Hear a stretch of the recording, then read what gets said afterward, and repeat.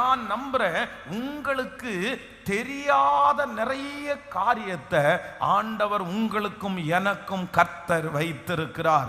வெகு சீக்கிரத்தில் இப்படி என்ன உயர்த்துவார்னு எனக்கு தெரியாது, இவ்வளவு என்ன ஆசீர்வதிப்பார்னு எனக்கு தெரியாது. நான் விசுவாசிக்கிறேன், ஆண்டவர் உங்களை ஒரு பெரிய பாதையில் கூட்டிட்டு போறாரு. நீங்க அறியாத ஒரு பாதையில் உங்களை கூட்டிட்டு போறாரு. உங்களுக்கு தெரியாத ஒரு ஆசீர்வாதத்தை ஆண்டவர் உங்களுக்கு தரப்போகிறார். அன்றைக்கு நீங்கள் திரும்பி பார்க்கும்போது நம்ப முடியாத அளவிற்கு நான் விசுவாசிக்கிறேன், நீங்கள் ஒரே ஒரு வார்த்தையை தான் திரும்ப திரும்ப கேட்பீங்க. அது என்ன வார்த்தை அப்படின்னா, நானா, என்னுடைய பிள்ளையா, என்னுடைய குடும்பமா, என்னுடைய எதிர்காலமா, என்னால நம்பவே முடியலையே.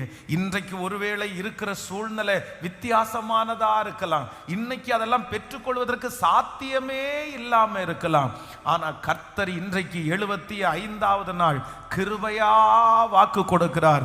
மகனே, நான் உனக்கு ஒன்று வைத்திருக்கிறேன். மகளே, நான் உனக்கு ஒன்று வைத்திருக்கிறேன்.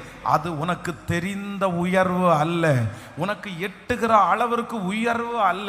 இன்றைக்கு நீங்கள் ஜெபித்து கொண்டிருக்கிற அந்த ஜெபம் உங்களுக்கு தெரிந்த உயர்வு. இன்றைக்கு நீங்க ஆண்டவரிடத்தில் கேட்கிற அந்த காரியம் உங்களுக்கு கை வச்சா எட்டி எடுக்கிற அளவிற்கு, அதுதான் உங்க தரிசனம், அதுதான் உங்க ஜெபம், அதுதான் உங்க ஆசை.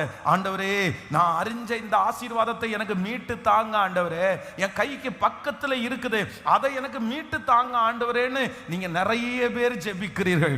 கர்த்தர் வாக்கு கொடுக்கிறார், இதுவல்ல மகளே, இதுவல்ல மகனே, இதையும் நான் உனக்கு தருவேன். நீங்கள் ஜெபிக்கிற காரியத்தை ஆண்டவர் தருவார், உங்களுக்கு அறிகிற காரியத்தை ஆண்டவர் தருவார்.